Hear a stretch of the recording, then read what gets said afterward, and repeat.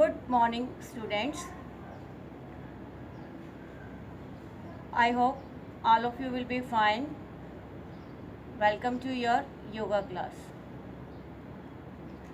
Students, योग भारत में जन्मी प्राचीन महाविद्या है जो हमें संपूर्ण स्वास्थ्य प्रदान कर हमारा सर्वांगीण व्यक्तित्व विकास करती है।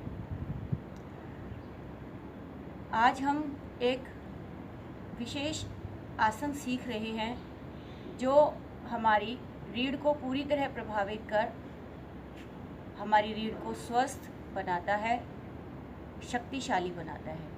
साथ ही हमारे पेट के सभी अंग और फेफड़े भी बहुत अच्छे तरीके से प्रभाव में आते हैं। यह आसन किसको नहीं करना चाहिए और इस आसन को करने के क्या लाभ हैं, यह आज हम जानेंगे। सर्वप्रथम जिनको पेप्टिक अल्सर, हर्निया, आंतों की कोई प्रॉब्लम, थायराइड की कोई प्रॉब्लम रहती है तो उन्हें इस आसन का अभ्यास नहीं करना चाहिए। झटका देकर शरीर को नहीं उठाना है और नाभि के नीचे वाले हिस्से को भी ऊपर नहीं उठाना है। इस आसन को करने से क्या लाभ होते हैं? इस आसन का प्रभाव शरीर की मांसपेशियों में गहराई से होता है। दमा, मंदाग्नि तथा वायु दोनों पर इसका प्रभाव पड़ता है। इसमें रीढ़ की सबसे ज़्यादा प्रभावित स्थिति रहती है।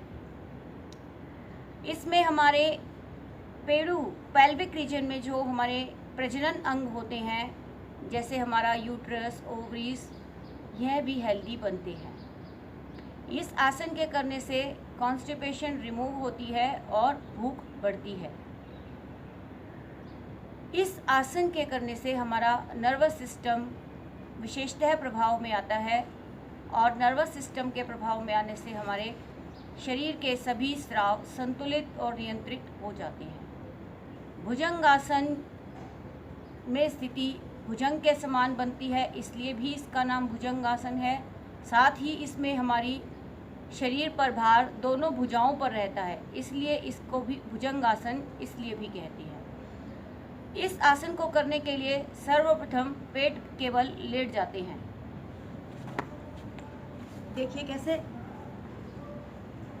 मकर आसन में लेट जाते हैं। दोनों पैर खुले हुए, एड़ियां एक दूसरे के विपरीत, एक हथेली पर दूसरी हथेली और दायां कान हथेलियों पर। भुजंगासन करने के लिए दोनों पैरों को मिलाते हैं, दोनों हाथों को चेस्ट के पास रखते हैं, हमारा माथा पृथ्वी पर रहता है। धीरे धीरे पहले अपनी गर्दन को पीछे की ओर मोड़ना आरंभ करते हैं और श्वास भरते हुए अभी केवल हम चेस्ट तक का भार ऊपर उठाते हैं। धीरे धीरे वापस आते हैं और फोरहेड को भी मैट पर लगाते हैं। अब हम इसकी अगली क्रिया करेंगे। सबसे पहले हम गर्दन को पीछे की ओर मोड़ना आरंभ करते हैं और धीरे धीरे नाभि तक के हिस्से को ऊपर उठाकर दोनों भुजाओं को सीधा कर देते हैं। दोनों पैर मिले रहते हैं, गर्दन पीछे की ओर।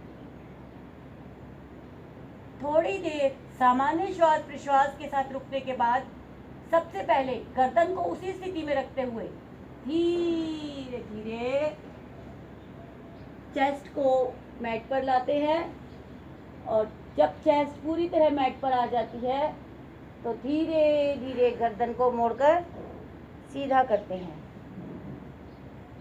मकर आसन में विश्राम।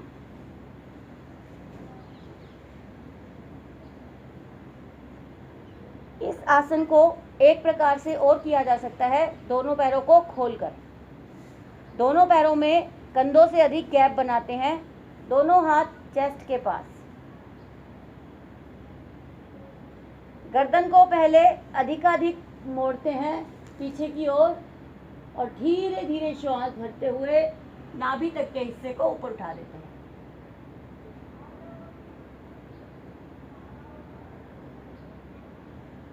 गर्दन को उसी स्थिति में रखते हुए थोड़ी देर सामान्य श्वास प्रश्वास के साथ रुकने पर धीरे धीरे वापस लाते हैं।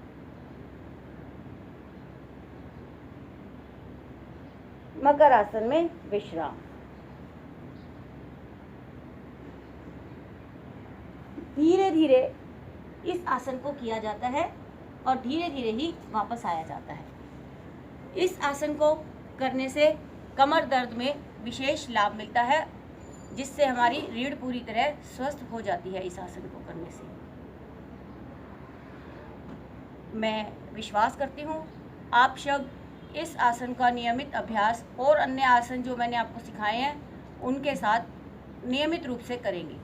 आज के लिए इतना ही। Thank you students.